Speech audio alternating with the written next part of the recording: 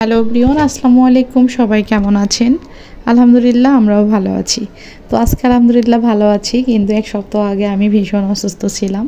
তো অসুস্থর জন্য ডক্টরের কাছে গিয়েছিলাম ডক্টর দেখাতে। তো আমার সঙ্গে আমার 2 ছেলে এবং হাজব্যান্ডকে নিয়ে বাংলাদেশে স্পেশালিস্ট হসপিটালে গিয়েছিলাম। তো সেখানে যেয়ে তো আমার 2 ছেলের দুষ্টুমি, ছোটোটার কান্নাকাটি, মানে আমি অস্থির হয়ে গিয়েছিলাম। সেই মুহূর্তে কথাও বলতে পারিনি, কারণ প্রচণ্ড গলা ব্যথা ছিল। হঠাৎই আমার টনসিলের ব্যথাটা বেশি বেড়ে গিয়েছিল, সঙ্গে জ্বর। তো ওর বাবা বলতেছিল একজন ভালো ডক্টরকে দেখাও। তো এখানে আমি অপেক্ষা করতেছিলাম, আর বিভিন্ন ফর্ম টর্ম পূর্ণ করতে হয় এখানে। তো এদিকে আমার বর্ণশোনার কাণ্ড দেখুন, সে যে কোনো হসপিটালে আমার সঙ্গে যায় না কেন, তো ডক্টরের যে কার্ডগুলো, ভিজিটিং কার্ডগুলো ছোটো ছোটো থাকে, সেগুলো সে একদম আমি অনেকগুলো করে নেয়। তো দেখুন সে চোরের মতো কিন্তু যেদিক সেদিক তাকাচ্ছে আর চুপচুপ করে নিচ্ছে। তো আমি তাকে ডেকে বলতেছিলাম না, এগুলো নাও না, কারণ এগুলো তো প্রয়োজনীয় জিনিস এখানে রাখছে। কিন্তু তার এটা সব জায়গাতে যেখানে যায় না কেন। এদিকে ছোটো পুচু দেখুন, তার বাবা তাকে, মানে আমাকে শীত লাগতেছে, আমি শীতের ড্রেস গায়ে দিয়েছি একটা উপর দিয়ে। তো ভাবছে যে একেও বোধহয় শীত লাগতেছে, এরও গায়ে পাতলা সোয়েটারটা গায়ে দিয়ে দিচ্ছে আর কি। তো আমরা এখানে এই যে উপরে চলে এসেছি 6 তলায়। 6 তলায় ডক্টর বসে, ওখানে এসে অপেক্ষা করতেছিলাম।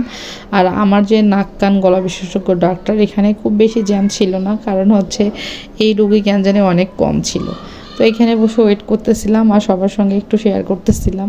তো যাই হোক, এক পর্যায়ে ডক্টর দেখে আমরা বাসায় চলে আসছি। আমি তো কোনো রকম কিচ্ছু খেতে পারিনি এক সপ্তাহ। মানে এখন কি পানি গিলতেও মনে হচ্ছিল যে আমার কান দুটা ফেটে যাচ্ছে, ভিতর ফেটে যাচ্ছে। তো রান্নাবান্না তো দূরের কথা। তো এই 7 দিন আমার হাজব্যান্ড অফিস থেকে এসে সে রান্না করে খেয়েছে। তো ডক্টর দেখানোর পরে আমাকে কি যেন একটা ইঞ্জেকশন দিয়েছে 3টা, দেওয়ার পরেই আমার 1 ঘন্টার ভিতরে ব্যথাটা অনেক কমে গেছে এবং আমি সুস্থ অনুভব করেছি আর কি, যে সুস্থ হয়ে গিয়েছি বোধহয়। তো এদিকে বর্ণ তো এটা সেটা খেতে পারতেছিল না, যে আম্মু বাবা কি রান্না করে আমি খেতে পারি না, তুমি একটু রান্না করো।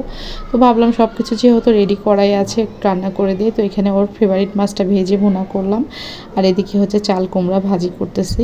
তো খুব বেশি রান্না করব না, কারণ শরীরের অবস্থা একদমই ভালো ছিল না।